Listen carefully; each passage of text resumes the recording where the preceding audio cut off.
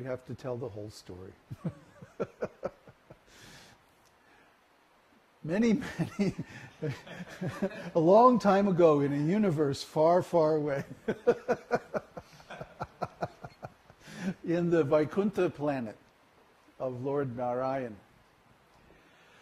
there were two doormen, Jai and Vijay.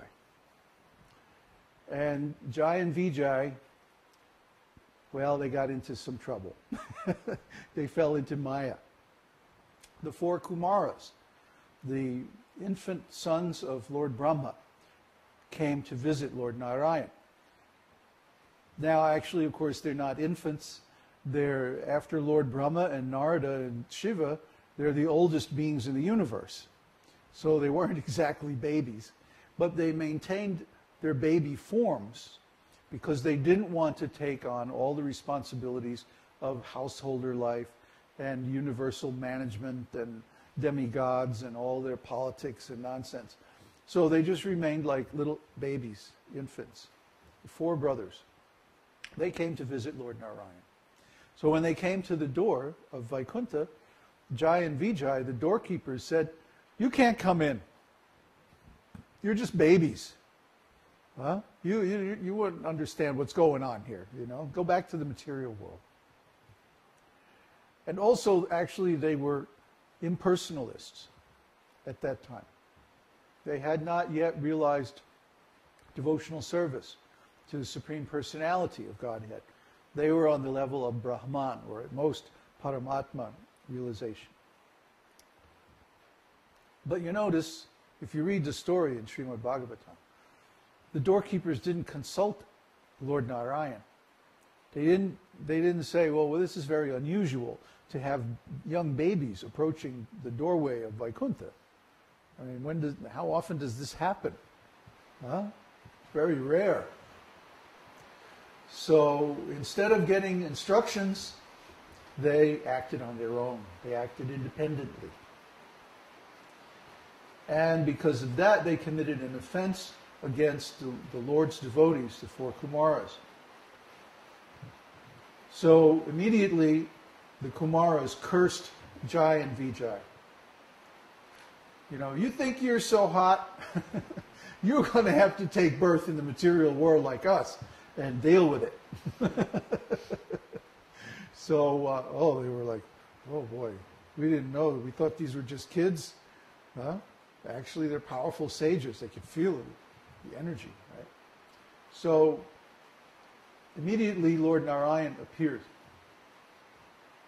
And Lord Narayan, of course, is so beautiful. And his feet are covered in the buds of tulsi flowers. And when he appeared, there was this beautiful aroma. And just by smelling the aroma of these tulsi buds, manjaris, offered to the feet of Lord Narayan, immediately the Kumaras' hearts changed. And they became pure devotees, just like that. So they paid their obeisances to the Lord, everybody did. And there was a discussion that, Jai and Vijay, why have you stopped these devotees from entering my abode? Lord Narayan said, this is an offense, but because you're my devotees, you can choose. Either you can spend 10 lifetimes as devotees in the material world, or 3 lifetimes as demons. So the Jai and Vijay looked at each other and they said, 3 lifetimes as demons. And so they came into the material world and they appeared in the pastimes of Lord Rama and pastimes of Lord Kṛṣṇa as demons.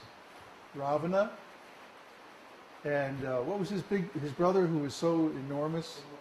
Kumbhakarna. They were Ravana and Kumbhakarna in Rama Lila. And in Krishna Lila, they were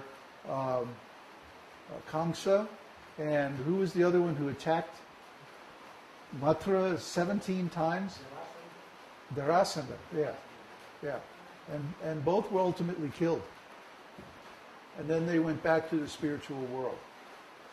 And later on, they made a special guest appearance in the pastimes of Lord Chaitanya. As who? Who are the two most famous? Jagai and Madhai, of course. But they also made one more appearance in the very beginning of the universe.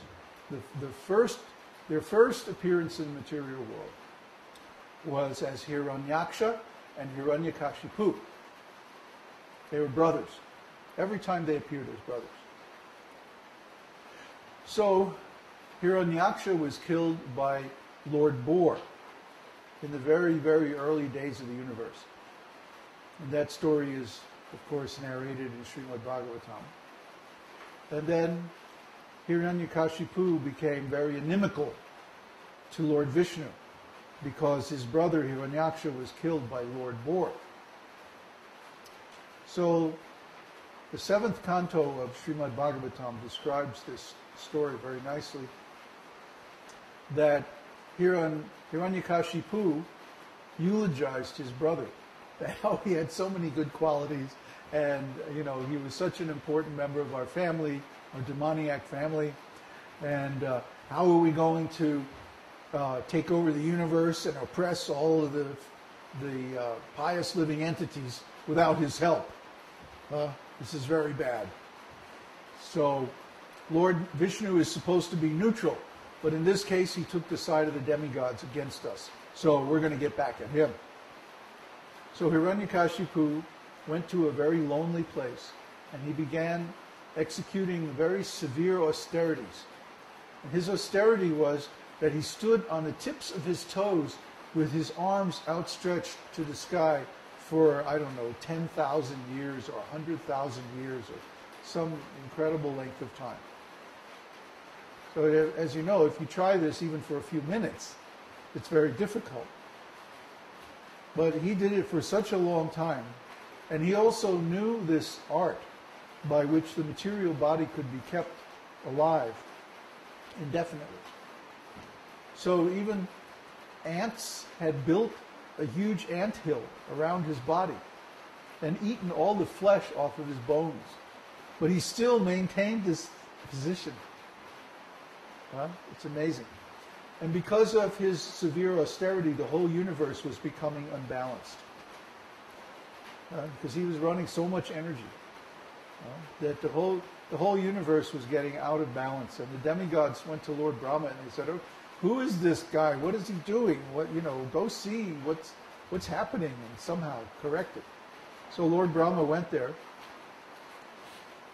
and he saw Hiranyakashipu and said, he first of all healed his body back to its original condition. And he said, "Well, what are you doing? Why are you doing such severe austerities? Why can't you just follow the ordinary practices of the scriptures?" And he says, "I want to become immortal." And Lord Brahma says, "Well, I can't give you that benediction. I am myself mortal. I only live for the duration of the universe, and after that, my life is finished. So once the universe is done, then I have to leave my body too. How can I give you immortality if I don't myself possess it?" Now, this is very instructive. I'm going to put the story on hold and explain this.